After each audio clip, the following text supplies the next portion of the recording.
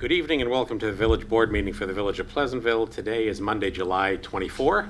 If you are watching live on Monday, July 24, we encourage you to call in if you have comments or questions. Our call-in number is 769-1677. As always, you can watch live at PCTV76.org or on Optimum or Verizon Cable TV. And within a few days, you can pick up an on-demand webcast of this meeting or past meetings at PCTV76.org.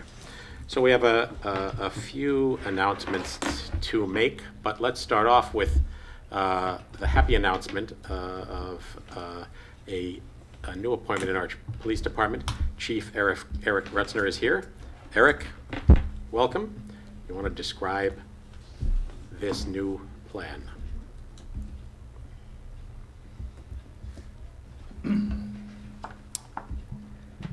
Good evening, Mayor Shearer, Village Trustees, Village Administrator Dwyer, and the Pleasantville community. I'm here this evening to announce the creation of the position of Special Needs Liaison Officer within the Pleasantville Police Department. Families with children with special needs face unique concerns involving calls to the police for assistance. Over the past few years, and with the assistance of many people both in the law enforcement and the special needs community, our officers have received various levels of training in de-escalation and handling situations involving people with special needs. We've been trained to be patient and to utilize techniques to properly calm a situation so that everyone involved is working toward an appropriate solution. In addition, I have personally observed each of my officers act calmly and compassionately in their professional lives. However, families with children with special needs want to know that when the police come to their home, every effort has been made to ensure an appropriate response. A few years ago, prior to my appointment to chief, I had the opportunity to meet Eileen and Steve Preisman and their son James. Eileen and Steve immediately inquired what a police response to their home might look like. Like many of us, they had heard reports or seen video snippets of police in other communities handling children with special needs in a manner that raised their concerns. They knew, like most families with children with special needs do, that an arrest is rarely appropriate in a domestic situation regarding a child with special needs, and that stereotypical police tactics that might be appropriate with other people would only make a bad situation worse. They said to me very plainly that were an issue to arise in their home, they were almost certain not to call the police. The creation of this position is in part a response to concerns like those. By opening and maintaining lines of communication to these families, we can be best prepared for the rare occasions that we might respond to a home. More likely, however, is that the Special Needs Liaison Officer will be working with families to share information, interact, and serve as a go-between for families and the police department. As many of you know, Pleasantville has a thriving special needs community. The VIP program, which was started and continues under the stewardship of one of our trustees, Colleen Wagner, has been crucial to the sense of community for Pleasantville families with special needs. The Pleasantville School District has a strong and devoted SEPTA program, which has attracted families from around Westchester and beyond. However, these families have largely been underserved by their police department. This program is our attempt to be involved more directly in improving the lives of families with special needs. The ability to exchange ideas and work together means that families with special needs can be confident that their police department is most interested in working with them to find appropriate solutions for all sorts of problems. Dave, can you step up?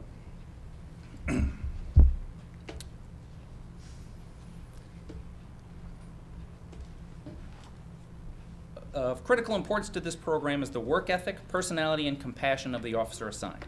This is Officer Dave Casale. Although Dave Casale has only been with us for a year, he was a police officer in another jurisdiction. He's now in his 10th year of law enforcement. So although he's relatively new here to Pleasantville, I'm sure he has the necessary traits to fit this position perfectly.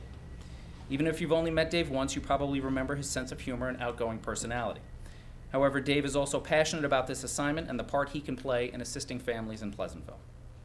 When I approached Dave about taking on this responsibility, he asked me for some guidance as to what the position might look like. We decided that we were not going to put our expectations into our vision.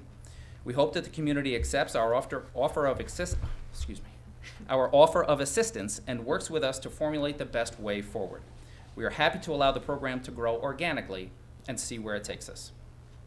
Lastly, I'd like to thank the Mayor and the Board of Trustees, as well as the Village Administrator, for their support of this initiative. And I would also like to thank all the people from the community who came here tonight to be a part of what I believe could be a wonderful new opportunity for the department and the Pleasantville community. Thank you.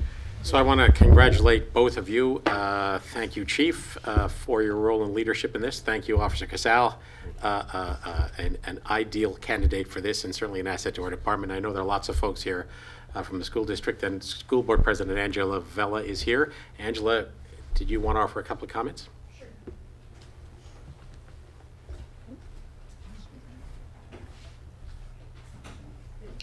I just wanted to thank Lieutenant Grutzner and Chief, welcome- Chief, Sorry, Chief. Chief, the Grutzner. world has changed. I'm sorry, it's Eva. hard. It takes a long just time. rolls off the tongue. And welcome Officer Casal officially, and just thank everybody on behalf of the school district, mainly because we know that our children are a special population, and our special needs children need even more help sometimes, so we appreciate your dedication and your willingness to dedicate an officer to work with that population. We thank the mayor and administrator and the village trustees for allowing this to happen and creating this position. I know it costs money, we appreciate that. We feel like it's a really important thing to have in our small community, to have this type of assistance available to our special needs community, and we really appreciate it. So thank you very much.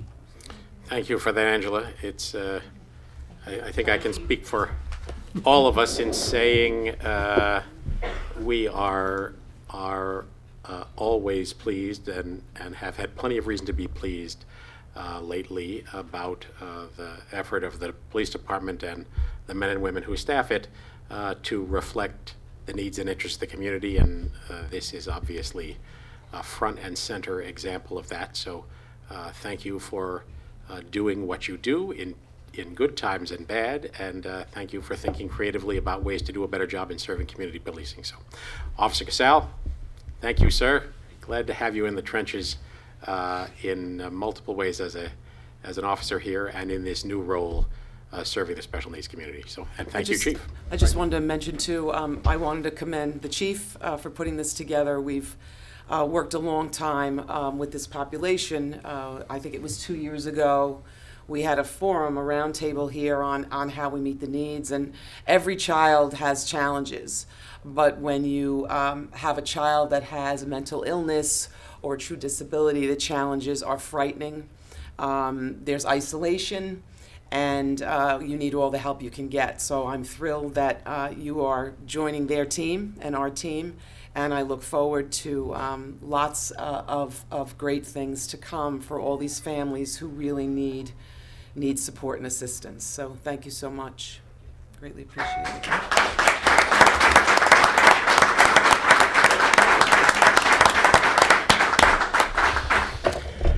All right, thank you all. A couple of announcements to make. I know some folks are here following up to the discussion that's taken place around the community in the last several days over the news that we found out last week that the former Verizon cell phone store here on Wheeler Avenue, diagonally opposite Village Hall, is now vacant and has been leased to a new store that proposes to establish a vape store here in Pleasantville. So we had a meeting this morning. The folks at the school district convened a meeting at 9 a.m. this morning, which was taped and will be available online at pctv76.org within a few days. Is that fair to say, Shane? Tomorrow morning. So any folks who are interested in catching up on the discussions that went on there, went on for an hour and a half or thereabouts, lots of useful comments from school board members, from village board members, from members of the community, and from a representative of Nita Lowy's office, our congresswoman, from Assemblyman Tom Abenanti, who visited and offered an Albany perspective, and from the folks at Pleasantville Strong, who have been front and center on many such activities, but are in an extremely good position, I think, to help families, parents, and those interested in the community and understand what the implications are of consuming or inhaling nicotine-based substances. So just for the purpose of giving people a sense of the lay of the land, I want to make clear first off that in our community, like almost all communities, a legal retail use can come into the community in an existing retail space with no reviews whatsoever. So the cell phone store was a legal retail use. The vaping store is a legal retail use. And so there are no reviews, no opportunity for the community, for the village board or the administrative side of the village to say yes or no. It's a legal use. It's above our pay grade to determine what's a legally available product here in New York State.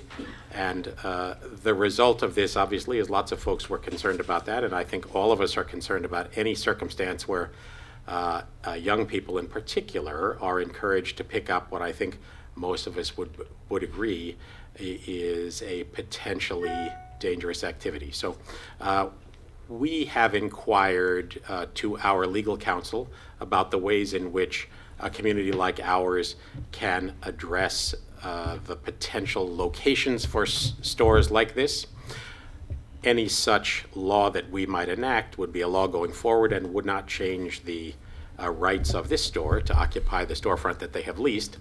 But it's worth pointing out, for example, that the city of New Rochelle within the last several weeks passed a regulation that said stores that are primarily involved in the sale of of tobacco-related products, including vaping products, are not permitted within a 500-foot radius of schools, child care centers, or children's institutions. So that's one example of a method by which communities, New Rochelle being the example there, try to say, okay, we don't have the right as a community to zone out certain kinds of activities, but if we can identify an activity that we think is inappropriate to be front and center in an environment with kids, there may be a way to think about a code of that kind.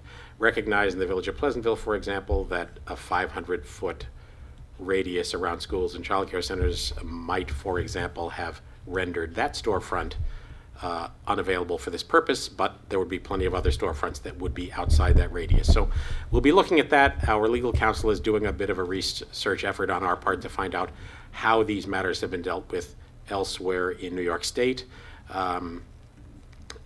Obviously, whatever might happen will be a subject of ongoing discussion. To establish a new law that would change a zoning law takes quite a bit of time involving public hearings and public reviews, and so we would encourage everybody to be involved in that. Recognize also that smoking materials and vaping materials are available as of right in other stores in Pleasantville and around Pleasantville, and it is likely, although we'll know with more detail when we get our legal advice, that stores that sell these legal materials can continue to do so, and that a zoning code amendment would likely only address stores that are primarily focused on those kinds of products. So more on that as it develops. But the circumstance right now is that the store has the legal right to arrive here. We understand that it's their intent to do so. I think all of us ratify the importance of community input, not only to let all of us know what the community thinks, but also to make certain that folks out in the community and landlords and potential tenants are aware of community attitudes. So we'll have more to report on that when we have a better sense of whether there is a zoning direction we might want to take that would address some of these concerns going forward. But the takeaway that everybody needs to realize is that it's not within our reach to outlaw products that are legally allowed in New York State. It may be within our reach to create some controls over where they can appear, but if we do have such a right, it almost certainly would capture both tobacco-related activities as well as vaping-related activities, so that smoking shops, cigar bars, all those things would be likely lumped together in with vaping stores as well. So stay tuned. I know the folks at the school district have had lots of concerns and are contemplating a resolution of some sort about their concerns about the impact on kids to have front and center in our community an emporium that sells things that are of concern to all of us in the community. It is our understanding by New York law that one has to be 18 to buy these products, and thus it will certainly fall to the village, just as it does for alcohol control, to keep an eye on anybody who's selling these products to make certain that they are aware of the rules. And the folks at Pleasantville Strong will obviously be tremendously helpful in that regard, as they have been in assisting stores and businesses that sell alcohol to make sure that not only the owners but also the folks that work there are very clear about their legal responsibilities. So that is the circumstance we confront. If anybody had comments to make, now would be the time, a public comment period on any subject. But I do recommend that anybody who's concerned about this take a look tomorrow at pctv76.org or anytime thereafter and pull up the on-demand webcast of the discussion that took place this morning in the context of the school board meeting, because I think it provides quite a bit of useful background. Can I just add that Nita Lowy sent a representative, I don't remember the gal's name as well, but there's legislation, in the state, and although right now we can't do anything about banning, a legal retail use, there's a lot that we can all do about contacting our representatives and trying to get some more laws on the books to regulate and registrate these types of products. And I would encourage everyone to do so, similar to how, liquor stores are regulated. We need to regulate these types of uses. New York City and New Jersey just raised the age for e-cigs and vaping. That would be something. So I encourage everyone, one, we would love to hear your comments because we certainly want, to know how everybody stands. But we're going to have to take this farther because it's not within our purview here to make those legal changes at this level. I add to that, as I said this morning, that it is clear that the regulatory environment is running behind the evolution of this market, which has evidently grown dramatically in the last 5 or so years, and there is significant concern about what's in some of the products that are sold, and then significant concern about the ways in which people of all ages, but certainly kids, get the background information to make good decisions about whether they want to participate in this or not. We're certainly in an environment here, and I think all of us have probably received some feedback that expresses the view that it's a free country and folks have the right to sell things that are legal. The flip side of that being, we also have an obligation to make clear as a community that if there's something we think represents a risk, especially to kids at points when they're making decisions at an impressionable time in life, that it's certainly within our rights, indeed within our responsibility, to have that message delivered. So, just realize though too, this is a business that we're fighting. There's money behind it, and so the more voices that we can have against that is going to help. This is going to be, they are behind it, but there's reasons why sometimes things are behind it. So the more voices we can get out there, explaining why there are concerns, the better off everyone will be. I just want to add to that too. This is a great example of one of those things that the more educated we are about this whole thing, right down to the USB keys that aren't USB keys anymore, the better off that conversation will end up going, both upstream to legislatures and then downstream to your own children and within your own family. So get educated. I've learned a lot more in the last week about this whole industry than I ever knew before. So I would encourage everybody, in addition to what my colleagues on the board just said, but educate yourself about what this stuff really is, what the kids are thinking and saying about it. Have a couple maybe of those candid conversations that educates you and your family about the dangers associated with this kind of product, not only on its face or on its merits, but the pathway that it apparently, according to I think some of the research at least, suggests may be there for bigger problems down the road.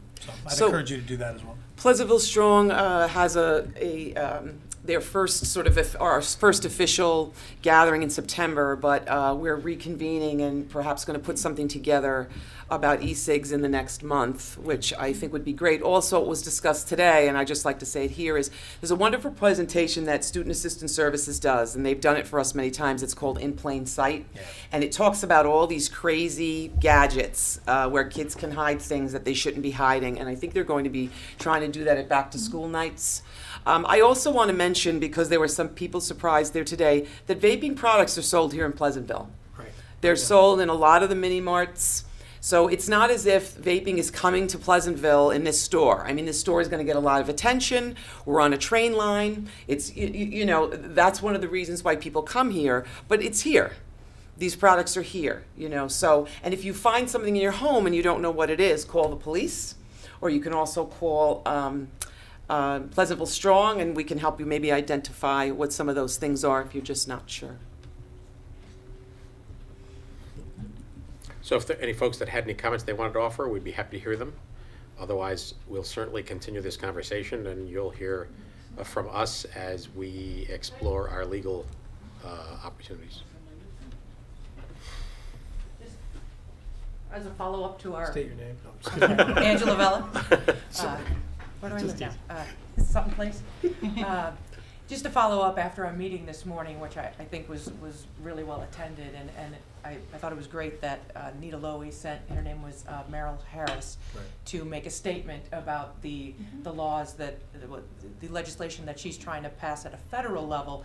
One of the biggest things that people are worried about is the fact that this new industry is so unregulated, and part of what they're trying to do at the state level, and Taba Manati came and was able to speak to this, they have a legislation from the Assembly and the Senate that they're both the same, so which has a greater chance of getting passed, which is always a good thing, that they've actually both passed, and it's going to the governor now to start to regulate this, and the beginning part is that just to start treating these products the way tobacco is treated, the way the different types of smoking paraphernalia is treated. So any store that sells it would have to have a license.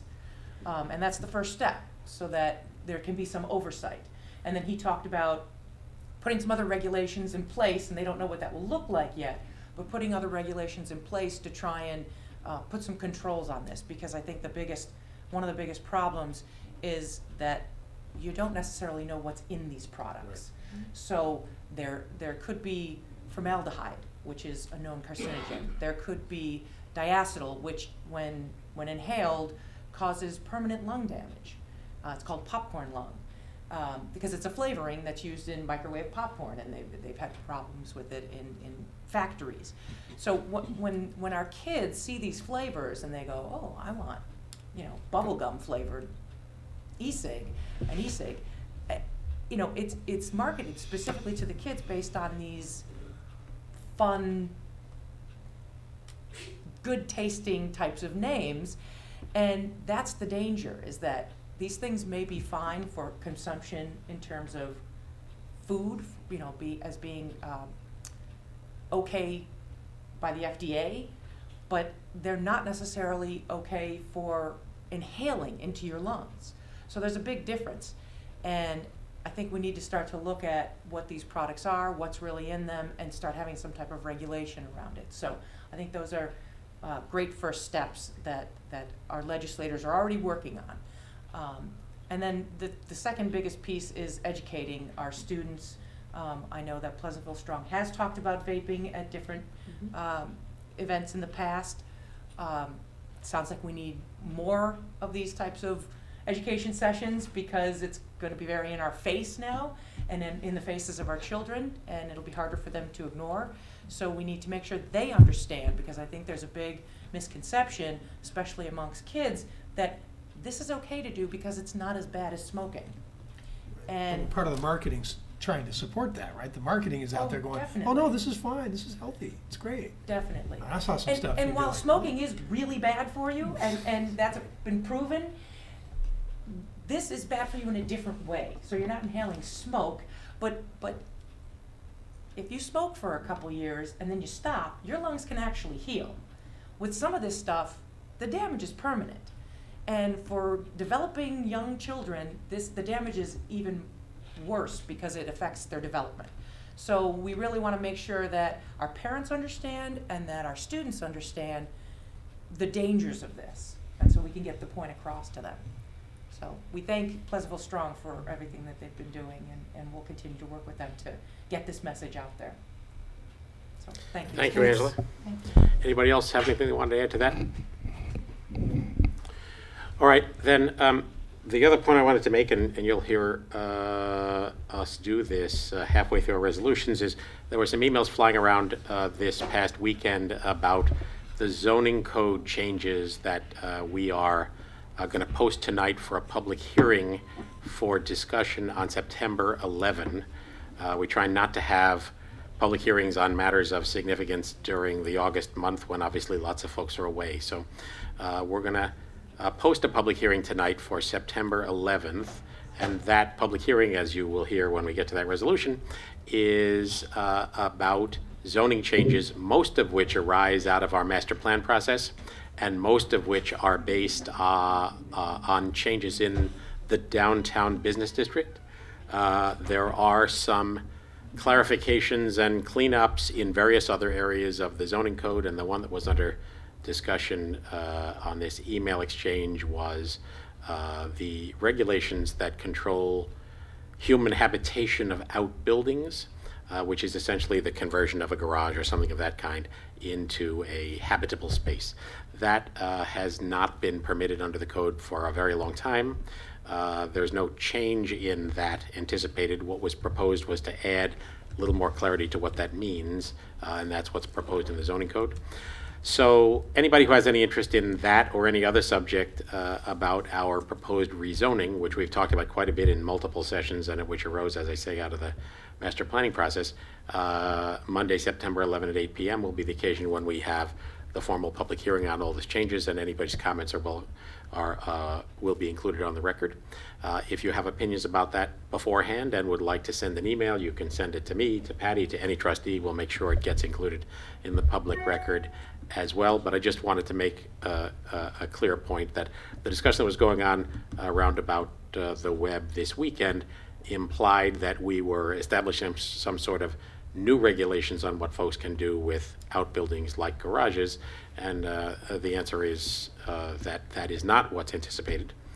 If you think that the code we have at the moment is wrong, we'd be happy to hear it. So, anybody else have other announcements to make? Just on that point, that one definition of outbuildings and the uses of outbuildings, detached garages and sheds and things like that. I know we have some language in the proposed zoning change that is going to be the subject of the public hearing, but I was able to propose to my colleagues on the board today some changing of that language to address perhaps some of the issues that were raised by the community in that email exchange. So hopefully that'll make its way into, or at least be part of the discussion, and maybe make its way into the proposed legislation as part of the public hearing as well. I was trying to address some of the community concern. Okay, thank you for that, Joe. I know lots of you listening were aware of or attended the Pleasantville Music Festival. This is our first meeting since the festival. Really a shout out to Bruce Figler, the executive director, and to his cast of 8 or 10 or 12 or 15 who are core department heads, and the 200 or so more people who volunteered to make that day a success. It was, I think, by any reasonable standard, the most successful and the best attended festival we've ever had. And a special shout out to the folks at Pleasantville Recycles, who turned the festival into as close to a zero waste day as is imaginable, which is a major effort. And those folks were at it, not only with lots of planning and logistics to get it going, but at it all day. So for those who didn't attend, don't attend, aren't interested, I am just happy to report that although it creates some havoc in the course of the day, and I know folks in the immediate neighborhood are inconvenienced, it's a one-day event that shines a very positive light on the village of Pleasantville, gives lots of folks an extremely good time, and I am proud to say that through the efforts of really a small army of volunteers, I want to say with no basis other than my belief that there is no community of this size in the United States that puts on a thing like that at that scale, and has now done so through the growth of this thing over 13 years. So again, you see Bruce Figler on the street, give him a high five. So, any further announcements? No, I was just wondering, when do we think we'll have a P&L on that, roughly? At the end of the month. Yeah. Yeah, we're Yeah, very, still we're very stuff close. trickling in. We just got through the payroll cycle for Got that it. event, so Okay, cool. we'll be getting some numbers. I know some folks were concerned. We had an absolute monsoon on Friday morning as the music festival was about to get set up, which created some field conditions. And I am happy to report that although there was some damage to some areas of the turf, we're on it and growing the grass back. And I think there was no major problem in the end. Certainly some stuff we had to jump on and make some repairs to because of the extremely wet weather the day before. But I think the fields will be in good shape in time for the opening of the sports season in a few weeks. So any further announcements? Farm market rocking and rolling on Saturday. Summer produce rolling in. I got corn for the first time. So I'm just giving you an opportunity, Joe. I don't want to, miss you a chance. All right. We have listed on our agenda correspondence, trustee, liaison reports. I think we'll hold that for today because one of the items we have on our resolution list is to appoint trustee liaisons in the first place, and then you can look forward to our providing an update as updates are available from each of us from the various boards and commissions and community groups that we are liaison to. And I know Steve, who's liaison to the school district, has had a conversation with Lou Conti, who's the school board liaison, headed back our way about, and I mean, you can report that, Steve. Yeah, sure. You want me to do that now? Yeah, please do. So I met with Lou, and I'm assuming he passed that duly on to you guys. He and I are set up a regular monthly meeting where we're going to just kind of sit down and compare notes and make sure each one of us goes back to our respective boards with just basic an update and what's going on and where are your heads and what are you thinking. And we'll be working on attending each other's meetings on a regular basis. I know there's already a couple of you guys here. Again, just to create an improved, not that I think it's bad, but it could always be a little better, improved level of communication and more than anything, an understanding of where some of these, in my own case, some of these longer term conversations that may take a long time to come to some conclusion of where they stand. I know on our board, we bring things up and then several months later they come back and you're not sure where they all are. And so I think that's going to be useful to keeping both boards. I think we work well together, and I think both boards in town have a great responsibility to make sure they know what the other one's doing. So that's where that's coming from. Thank you for that. So our next order of business is a public hearing on some parking and stopping regulations on Ashland Avenue. But before we open that public hearing, Patty, you want to describe the speed hump project on Sunnyside and also the crossing guard plan for Ashland? Oh, sure, be happy to. We had the opportunity to meet with residents of Sunnyside to talk about the conditions, traffic conditions on that street. We do have an extraordinary amount of traffic on that street. It's used during the school year as a bypass, to get around Bedford Road. And we did have a number of residents request some assistance on that street, and we had assigned a traffic engineer the responsibility of collecting some data and looking at existing conditions, and they came back with a recommendation that we install a speed table on Sunnyside. Speed table being essentially the same thing we already have on Romer. Yes. A very wide Correct. speed hump. Right. Correct. With all of the attributes, the signage that needs to be in place, and the pavement markings.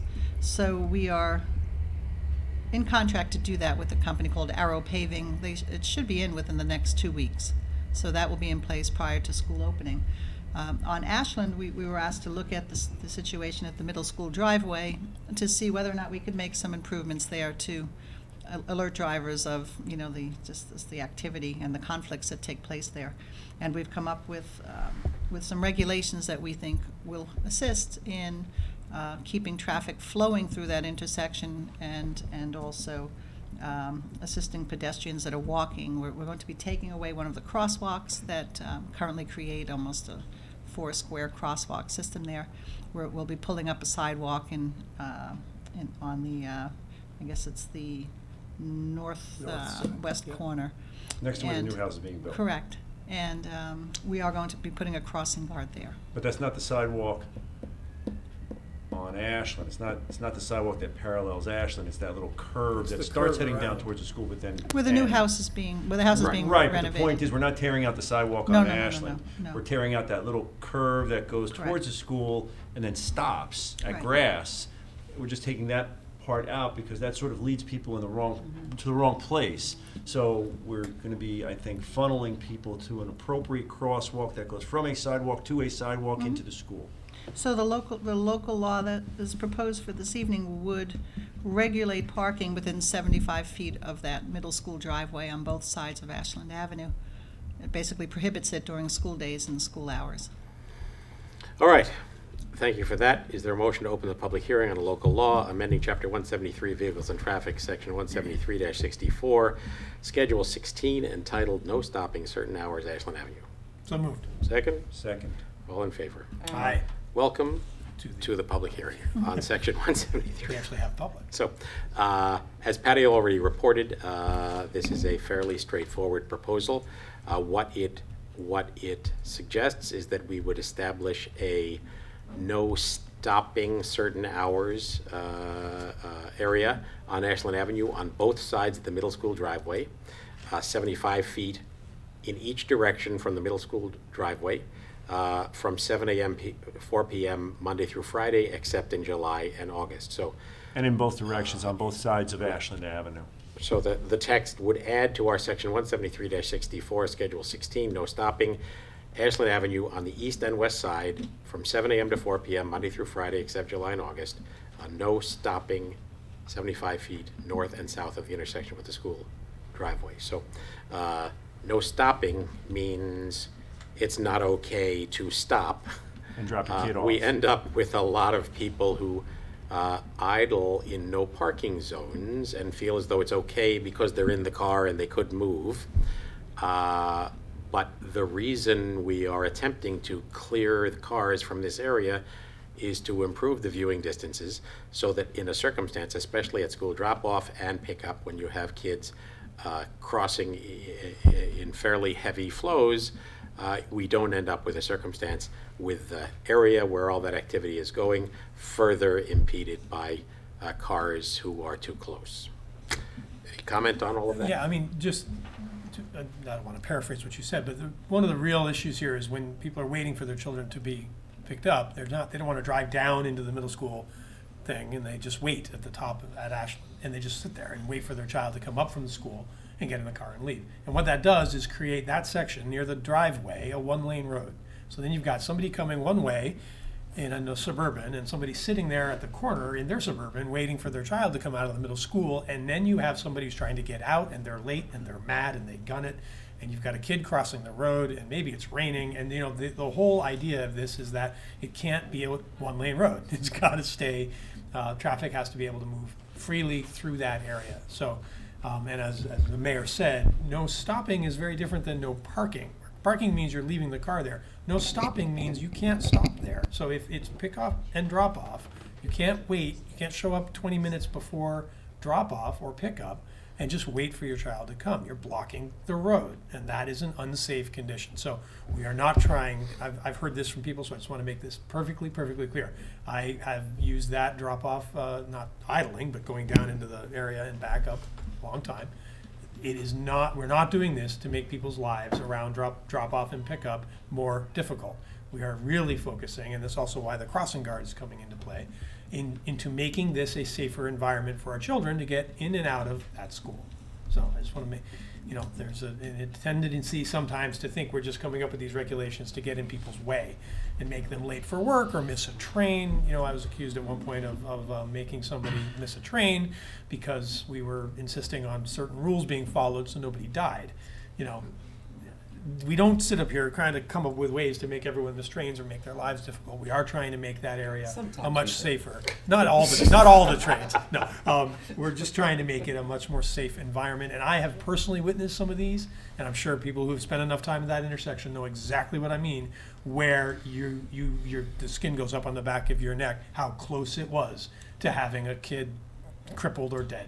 And I don't think anybody's train is personally. I don't think that's worth it. So That's my. That was your brief That, response? that was my We're brief trying to rant. make things safer. My brief rant. Well, I just wanted to give it context because, it's one of those things where there's not a stop sign at an intersection until there's an accident, and now there's a stop sign, right? We're trying to avoid that We're phase. risk reducers. Thank you. There you go. While we're putting comments on the record and Anna is here, I would like just to mention, we are looking for crossing guards, so. Okay. We have a few anticipated vacancies for the fall. Yeah, we'll need a good one on Patty, that can corner. we- Yeah, we too, will with need no a good one on stopping. that corner. Can we, for the first week, couple police. assume we have a crossing guard there, can we also have a police officer there? Because people don't respect a crossing guard who says, you can't sit there, you gotta move. They say, The F way they you. do, yeah.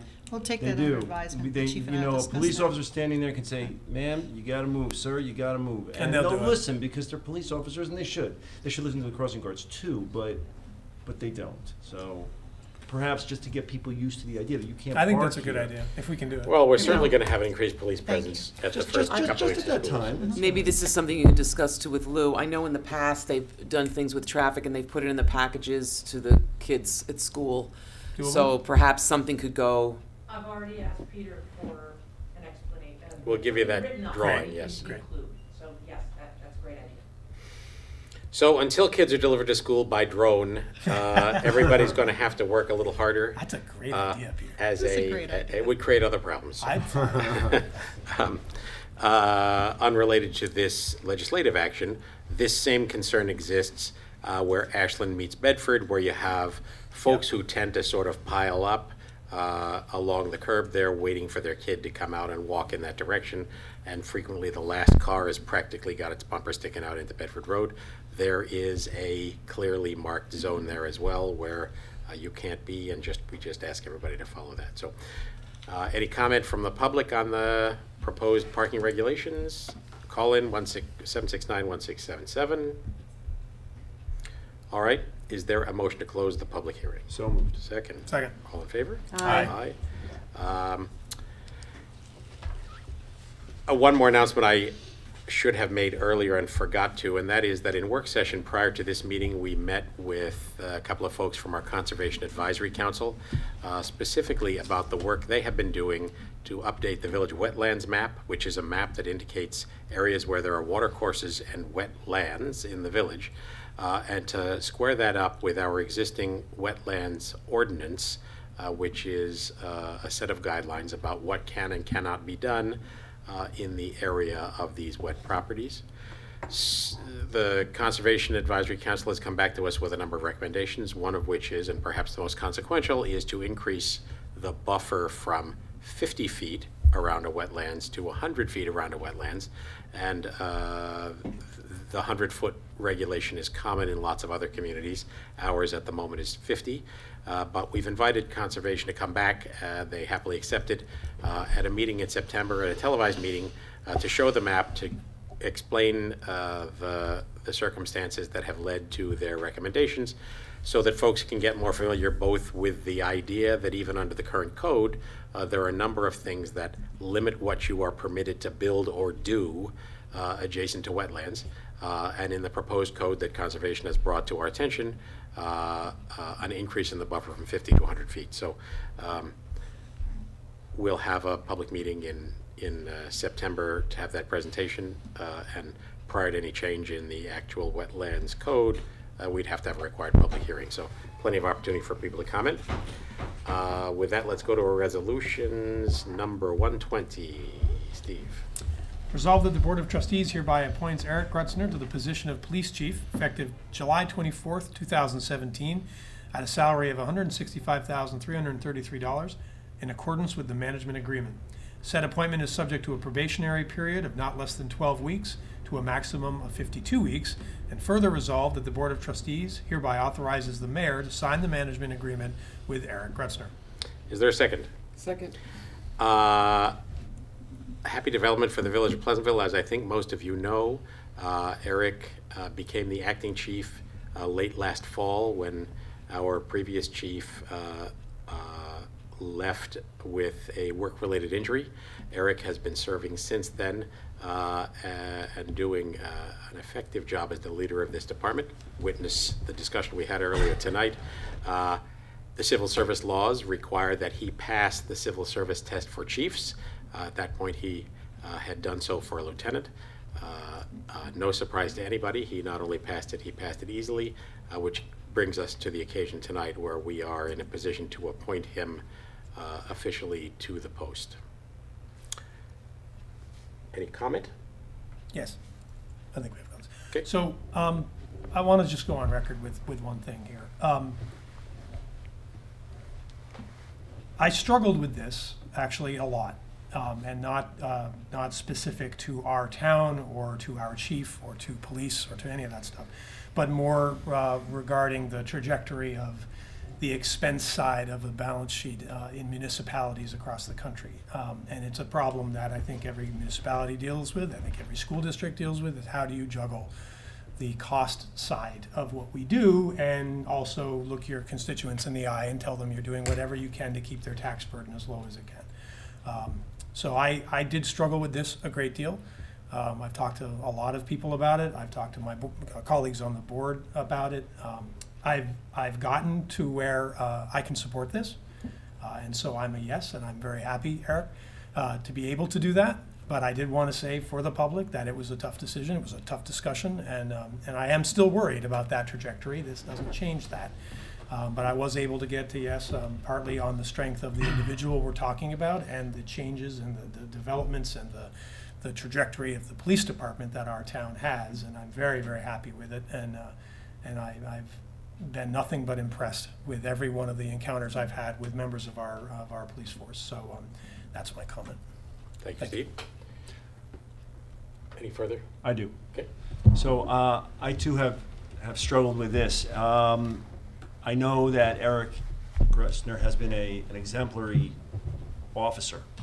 He's been an exemplary sergeant, an exemplary lieutenant, and thus far an exemplary chief, acting chief and chief. And there's nobody that I'd rather see at the helm of our police department. And I've always been an advocate of our local police department. I think there's been some sentiment in our community since the day I moved in that we don't need a police department. We can rely on the town or the county or some other contract. And I've always been an advocate for our own police department, and I'm glad we have one, and I think we have a safer community because of it. And this particular police department, this particular crew of people, is without a doubt the best we've ever had. The best morale, the best qualified. And so what I'm about to say is not in any way a commentary on our police department, our need for a police department, Erik Grutzner, or any of that. But I struggled with the financial side of it as well.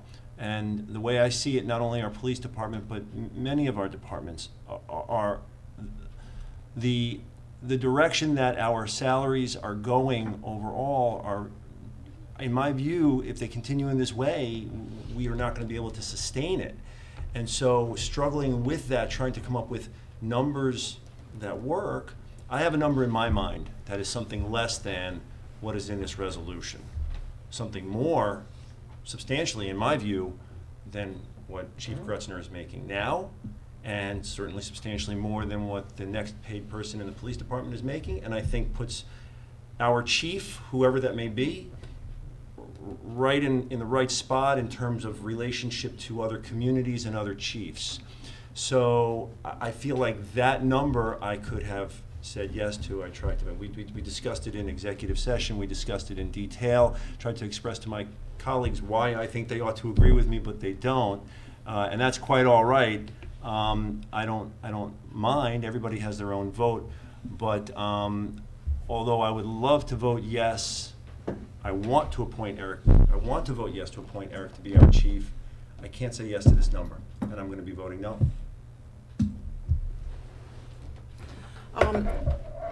I just want to add, when I came to the board 5 years ago was when we were looking to see if maybe the police department would merge with someone else. I think it was right around that time.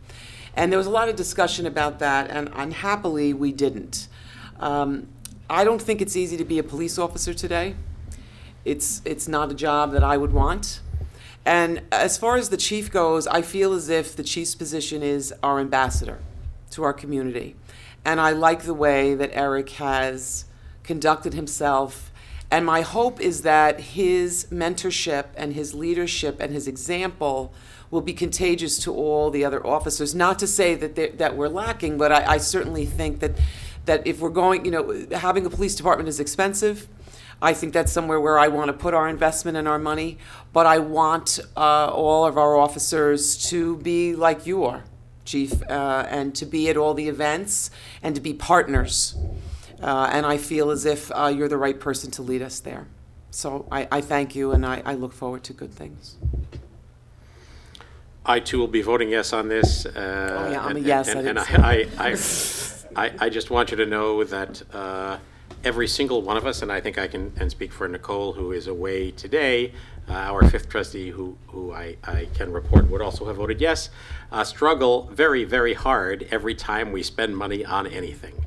The reality we confront here is that most of our management salaries are obviously affected by our negotiated union contracts with the rank and file and the PBA and with our non-uniform unions.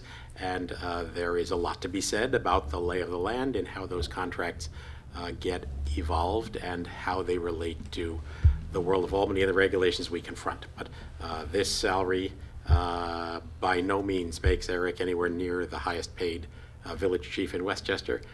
It does not make him the least well paid either, and that is a position I think that's appropriate for this community. He has been with us for over 2 decades, and I think many, many, many members of the community were proud and pleased to see him elevated to the position of chief, and he has delivered in that role in ways that even exceeded those high expectations. So with that, all in favor? Aye. Aye. No. Motion passes 3-1. Chief Grutzner, you've been our chief since November. You are now, for real, having passed the civil service test. Congratulations, welcome, we thank you. Thanks, Erik.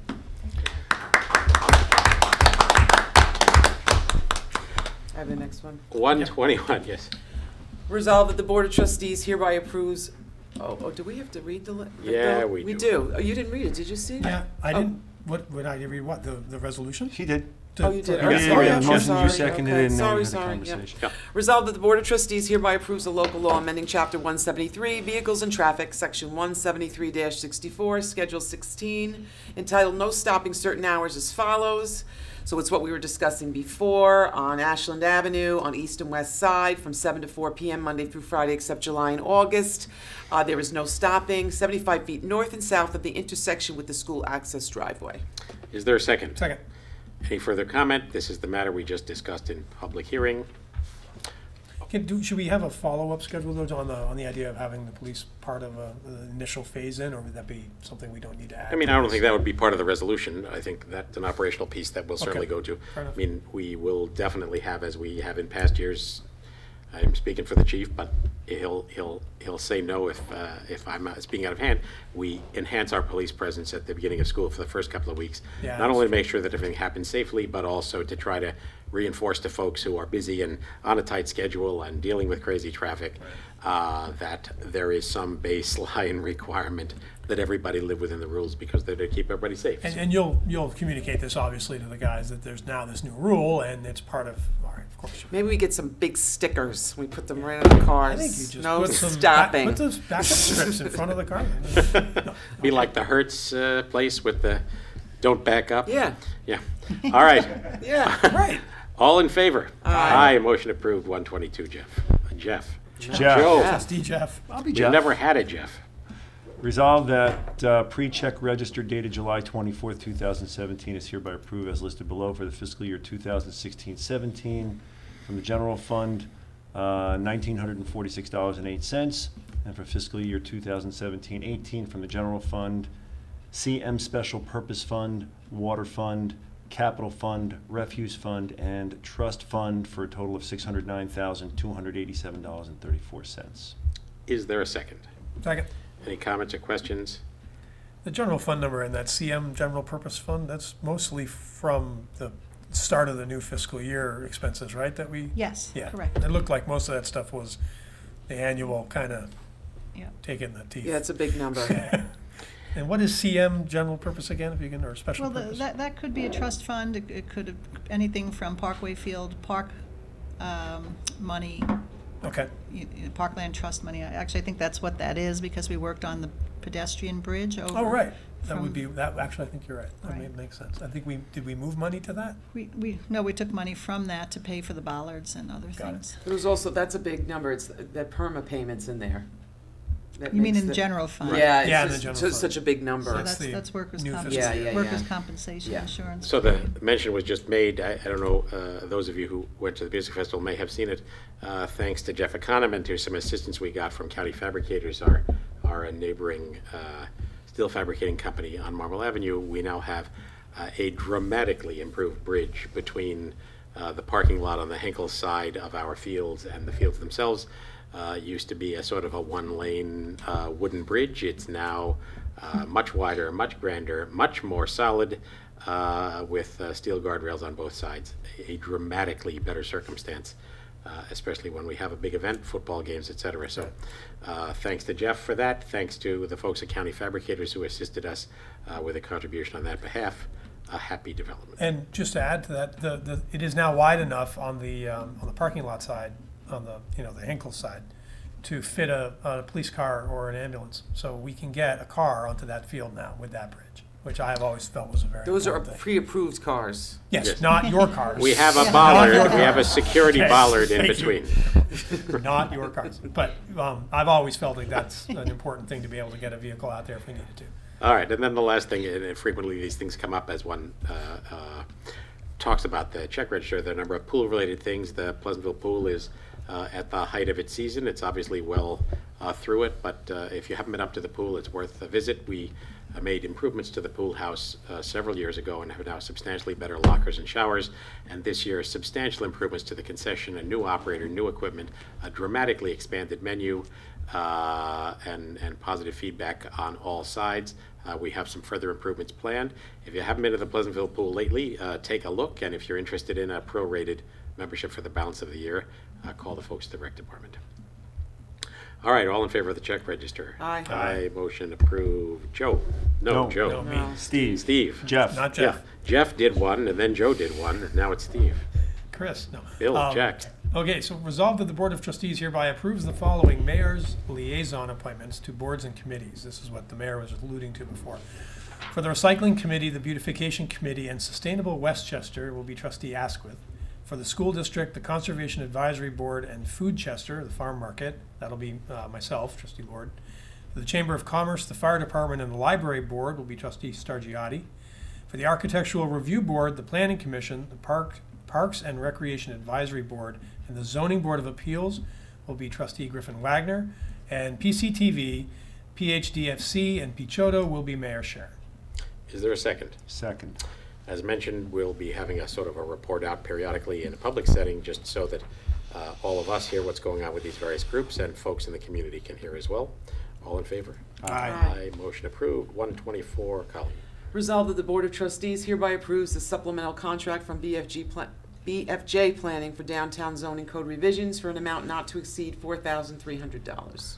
Is there a second? Second. This is an additional fee for the work BFJ continues to do with us on the aforementioned zoning changes. We posted the public hearing, or moments from now, going to post the public hearing on that matter for September 11, and BFJ continues to assist us, and this is extending that engagement. All in favor? Aye. Aye. Motion approved. 125. Jeff. Joe. Resolved that the Board of Jeff. Trustees hereby authorizes the village clerk to notice a public hearing for Monday, September 11th, 2017 at 8:00 p.m. prevailing time at 80 Wheeler Avenue, Pleasantville, New York, to hear comments as it pertains to a local law amending Chapter 185 zoning, Article 1, general provisions, Article 2, residence districts, Article 4, business and manufacturing districts, Article 8, bulk and off-street parking and loading regulations, and Article 9, supplementary regulations, all as are attached to the resolution. Is there a second? Second. So, Again, the public hearing would be September 11th.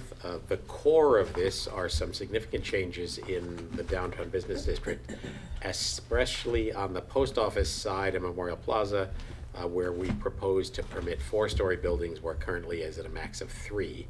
But as Joe indicated when he read this, there are lots of small elements where we're cleaning up and sharpening up some aspects of the code, including some changes in various other areas. So we have the existing zoning code and the proposed zoning code in a PDF in strike-through format so that you can open that up and see how the existing code is being changed with these new provisions. That's probably the easiest way to look at it. We have that in a PDF. Patty, could we just put that up in the news page on our pleasantville-ny.gov so it's easy for folks to get to? When the agenda comes out for September 11th, the agenda will be out with that as well. But folks who are interested in digging into this a little bit further, the best way to look at it, I think, is that strike-through format PDF. Is our planner going to be here for the public hearing? Yes. Yeah. Okay. All right. All in favor? Aye. Aye. Motion approved. 126. Steve. Resolved that the Board of Trustees hereby approves the following minutes of the meetings held on June 12th, June 24th, and July 10th. Is there a second? Second. I think that I it can't should remember read that June far back. 26, July 10, and June 12, shouldn't it? Yes. Yeah. I guess they're just out of order there, right? But it's June 26, not June 24, right? That's what Right. the PDF memo says, yeah. Yes, I'm sorry. The June re- 26th So and it's July 10th. resolved that the Board of Trustees hereby approves the following minutes of the meetings held June 12, June 26, and July 10. July 10, right. Right. Did we get a second? I second. Second, yeah. These particular minutes highlight the discussions we had over the proposed Sunrise Senior Assisted Living Project at the wooded lot adjacent to the Methodist Church on Bedford Road near Maple Hill. Update on that is that, as most of you who follow these meetings know, we received that application. The board indicated that there was not majority support for it. The applicant withdrew the application by letter from their attorney, Dan Hollis, and indicated that they expected to be back in fairly short order with a revised proposal. We've invited them to come back in work session to discuss that further and haven't heard back. As of the moment, there has been no new application, and as soon as there is, if there is, we will certainly let everybody know right away. So, all in favor? Aye. Motion approved. 127, resolved, the Board of Trustees hereby approves the appointment of Mario Conti and Mike Farley as part-time court attendants at a salary of $22 per hour. Said appointment is subject to the satisfactory completion of a background check. Is there a second? Second. Patty? Just Yeah, adding to our core? correct. We had a change in personnel? Rich Fernandez is going to be leaving us as a part-time court attendant. So we're looking at bringing on these two individuals. They are both qualified with firearms training and through peace officer status. One will replace Rich Fernandez, the other will just float and fill in when we have a vacancy, for a court night. All right. All in favor? Aye. Aye. Motion approved. We've had 3 more resolutions added since the initial publication of our agenda. The first is 128. Joe. 128, resolve that the Board of Trustees hereby authorizes the village treasurer to close the trust and agency account T-0867 referenced to planning fees incurred by L. Alessio, 79 Highland Terrace, Pleasantville, New York. Said fees in the amount of $619 are deemed uncollectible. Is there a second? Second. Patty, matters of this can't be rolled to the tax lien? No, they cannot. There are only certain things that we can roll, and this is considered, a different type of debt. It can be put into collections, but that process costs more than $619 at the time, Right. to pursue it. So we have collected a substantial amount of money on this account. This has just been in dispute for over 2.5 years now, and So just we've time. exhausted our remedies administratively. Although I will say that the village treasurer and I had met 2 weeks ago with a collection agent that we would like to introduce to the board, because we really do need to have some third-party assistance I in agree with that. collecting some of these open. Do you recall, did this involve a license agreement that the village gave for parking on a public street? Yes, exactly right. And they got an approval and they built out their, Well, whatever their improvement was. They had built it. They already pre-built it. constructed Right. They had already a built it. fairly This was to substantial legalize it. encroachment in the public right-of-way. But you said we have gotten They went to the most of planning what we commission, need? they'd gotten, their reviews there, and, yeah, it was a lot. A lot more than that. A lot if I more than recall. that. All right, a regrettable circumstance, but we're required by reason of reasonable bookkeeping procedures to close age receivables. All in favor? Aye. Aye. Motion approved. 129, Steve. Resolved that the Board of Trustees hereby authorizes the village administrator to enter into a revocable license agreement with Sunset Ridge Goshen LLC, 2600 Netherland Avenue, Suite 3102 in the Bronx, formerly owned by Leon Sutton, to permit the use of a right-of-way fronting 80 Nannahagan Road for amenities such as a retaining wall and landscaped lighting in accordance with as-built submitted to the village building inspector, and further resolved that a fee of $5,000 will be submitted to the Village of Pleasantville along with indemnity and insurance certificates in forms and amounts acceptable to the village. Is there a second? Second. This is a result of a negotiation as well about some work that was done in the right-of-way and needed to be legalized after the fact. All in favor? Aye. Motion approved. Colleen, 130.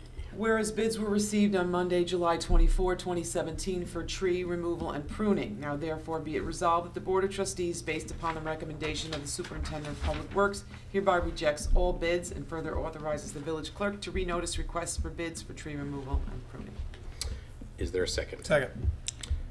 Yeah, I just What didn't want we to- like about it? Well, we liked the results. We had 3 bids submitted. The low bidder failed to submit a bid bond, which disqualified the bid. And we believe it's in our best interest to rebid. To resubmit? The only downside of that is everybody has shown their Right. cards Right. already. So either our numbers will get better or worse, we don't know, but we really need. That's a fair bet that they're gonna get better or worse. I know. Is there a So we cost need associated to with rebid. rebidding like that? Or Sorry? Is there a cost associated with, Resoliciting bids? Yes, we have to re-advertise. We couldn't just jump to the second? We could, but there was a substantial price difference, and I think it's in our best interest to rebid. Okay. All right, all in favor? Aye. Motion approved. That's the last of the resolutions we have on our agenda tonight. Any further new business? New reports? Any further comment from the public? Welcome. Come on up and identify yourself and let us know what your concern is. Yep. Yeah, Go and you ahead, need to say your name and your report your address. name and address and enter and sign in, please. Hi, Lucia King, 49 Romer, Tom Schengler, 123 Great Oak Lane. and we're here representing the parents who are interested in Panther Club expanding for Okay. the fall. And wondering if there's any update on the licensing issues, and I know the challenges in making that happen. Well, so here's the update on that front. We met last week with the folks in our rec department who run Panther Club, have discussed this further with Mary Fox Alter. She's going to convene a meeting with all of our folks and the folks at BRS. There are a whole bunch of reasons why we would do this, including a sincere desire to help folks like you. There are a few reasons why we wouldn't do this, including staffing, licensing, space, logistics, and the fear that we will stretch the resources in a way that will make it difficult to run a program that's as good as the one we ran last year. So I think the answer to that is I don't have an answer for you yet. The licensing thing theoretically takes 6 to 8 weeks to expand our license, and that requires a site visit from the health department and a bunch of things like that. That would require the school district to identify additional space if they had it. a whole bunch of problems attached to that. We obviously, if we decided to go ahead with that, would put the afterburners on to try to make that happen as fast as possible. I suppose it's conceivable that if a decision were made to expand, it might not happen the first week of school. But I think I'm not in a position to say with optimism, yes, we will, or with pessimism, no, we won't, other than to say, you know, depending on which aspects of all of this turn out to be the most prominent, there, as I said, are reasons to grow and reasons not to. So it is not an easy decision, to say the least. It's a complicated decision, including the fact that on any given day, there are a whole lot of moving parts that are changing the arrangements on the operation of the program on almost a daily basis, which is just what life is like with kids and parents and staff and school spaces that are in demand from many different sources. So I know that that isn't exactly what you hope to hear. We're trying. Yeah, I'd just like to add that I think it's the need has been demonstrated. So There is just no doubt about that. Just so we finish though. Yeah. So we've got the wait list, right? And we can expect the wait list to expand because it's now July. And there's still close to 2 months before the actual start of school, 6-7 weeks, right? And we even are at the point where you have parents on Facebook talking about having their kids walk to the library and group together at the library as a means of creating safety. And we heard a lot at the beginning of this meeting about the dangers of vaping. And I think of that need, and then I think of a need where we're talking about kids as young as in kindergarten, and I can't think of a more fundamental need than care for kids of that age. So I think we'll continue to push this because we do think it's extremely important. So appreciate your. It feels like if it doesn't get solved this year, it's going to be a repeating problem for the years to come. No doubt. Don't get me wrong. I lived the life you're living when my kids were that age, and know exactly what that feels like. So, Yeah. And now we have 20 families or so that are, going to be Right. scrambling to look for good, responsible care. I totally get that. I mean, Competing against each other. I think it's fair to say, and I can't speak for the school district, we're going to sit down with the folks at BRS soon. On neither side is it a slam dunk easy thing to say yes to, for a whole bunch of reasons. But the reason we haven't said no, and I don't say that to try to presage a no, although it might turn into that, is we're really, really, really, really trying to make a promise that we can deliver on. And we did that last year. The program grew vigorously. It started out with 60, 70 kids, and by the end of the year, right at the end, hit the capacity that we're licensed for at 100. Now we have a waiting list of 15 or more kids. It was 15 a week ago. Maybe it's more now. Who knows? 2 weeks ago. Yeah. Family. Who knows what the number could turn into, as you say, in another month. So just for example, if that number should turn into 50 kids on the wait list, I'm getting ahead of myself to say I don't think we could say yes to that. I don't think we have the capacity to do that. 20 is obviously a more digestible number, but it might very well be that we are simply not in a position to meet the whole demand. So you mentioned folks talking about having kids band up together in the library. One of the concerns that the library has come to us with is the circumstance that their operations are now very, very difficult. They had a lot of trouble right near the end of last school year with the arrival of a whole lot of unsupervised kids. And that's a challenge the library staff is ill-equipped to manage too. So I would like to communicate to everybody who's listening, and certainly through you guys, that the idea of using the library as a sort of a supervised daycare center is not realistic for us. So, But I also want to say, there were other companies that were running something at the school, and actually Linda Bellafato, our recreation superintendent, decided to pursue this, and it worked very well.